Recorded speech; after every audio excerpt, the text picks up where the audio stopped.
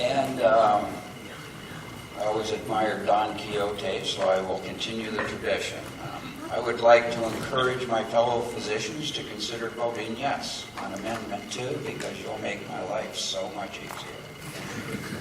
That patients should not be criminalized for access to a medicine that is helping them with their disease just makes sense. I'm from Ontario, a little town called Parham. That's one of the two general stores. In 1968, when I left for the University of Ottawa, about 100 miles down the road, the ambulance and the hearse were the same vehicle. When I finished in 74, they had a great paramedic service. Anyway, I just want to emphasize, I went to school as a scientist first, and I've always been a scientist, and I became a physician.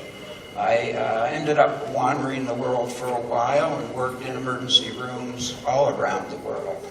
I went through the Khyber Pass in 1977, which was an odd thing to do, and I ended up in Kabul. And I was there when the graduating medical school class had their ceremony. And that class was almost 50% female. Anyway, marijuana, hashish, is embedded in the society there.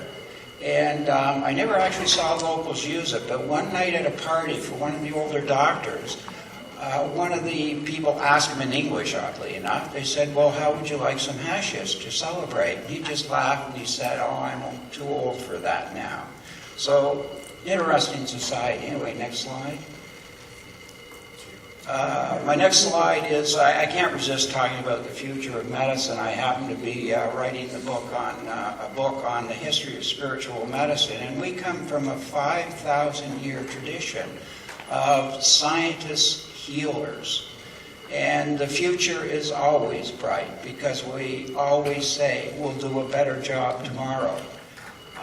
Part of the job is I'm writing the history, obviously, of my own age. And I think the JAMA article of 2008, second down, U.S. healthcare system is broke.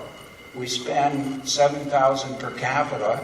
Other Western countries spend 3.5, and we get worse results. That's an issue we should be addressing. Next slide. Anyway, as part of my career, I ended up in Key West in 1989, opened up a general practice walk-in. And there were a lot of people walking around with these purple splotches then and dying. That was the beginning, of course, of the AIDS epidemic. And basically, there were three epicenters: San Francisco, New York, or if you're smart, you went where the weather was nice, Key West. And we had a lot of patients that were dying, and a lot of them used marijuana to help alleviate their symptoms.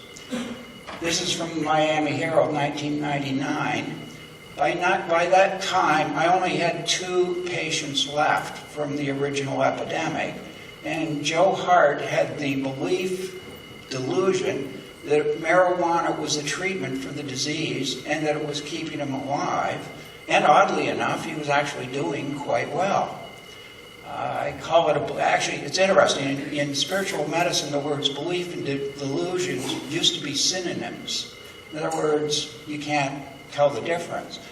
And basically what happened is he got arrested. He made headlines. And I was his doctor because when he got sick, he'd come in and seek treatment like other people, but he didn't want any of the regular treatment for HIV, and he also happened to have hepatitis C, so he had 2 fatal diseases. And of course, when he was arrested, the treatment stopped. And basically, the role I played throughout my career, it's odd, I've never actually told anybody to use marijuana. I've just had people come to me and tell me what they're doing. And with his lawyer, I finally wrote a note to the prosecutor and the judge, and I just told his story. You know, he's just using a drug to try and stay alive. And what happened is he really believed the drug was keeping him alive because he died within 4 months of stopping the drug. And fortunately, we were able to get him out of jail, so he didn't die in jail, so it was kind of a not so sad a story. The next slide is about When I went to the University of Ottawa in 1968, I really didn't know anything about marijuana. I thought Reefer Madness was actually a public health film.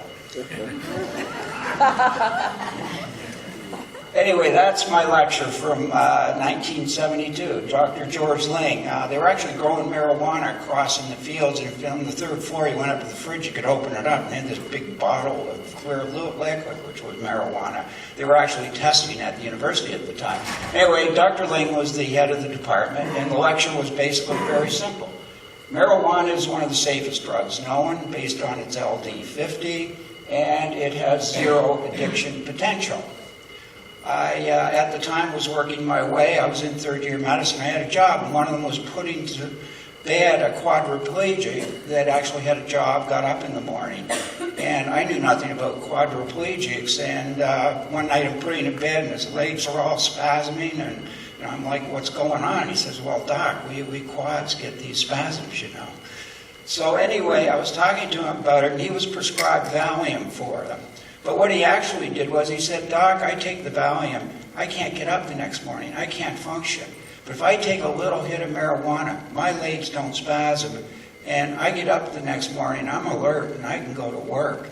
And you know, sometimes it just makes me feel like life is worth living, because quadriplegics are living brains in dying bodies. Anyway, he was the first case I saw of marijuana use that seemed to make sense anyway.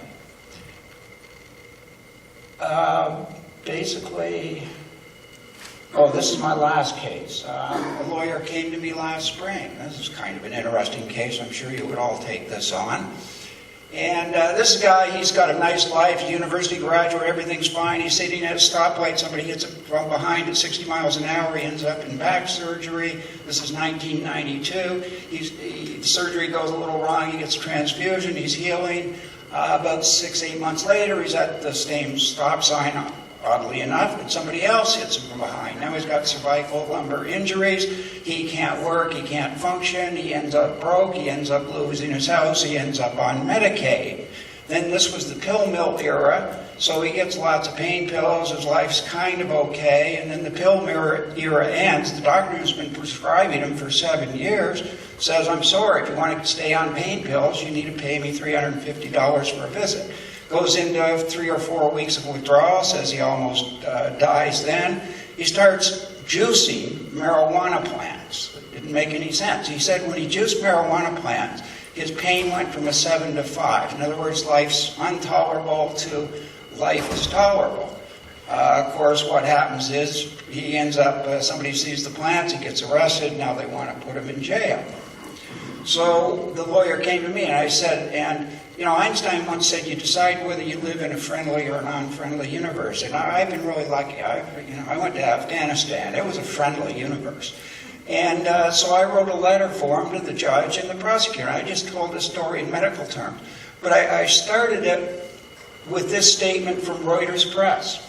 Americans spend twice as much as residents of other developed countries on health care and get the worst quality of care.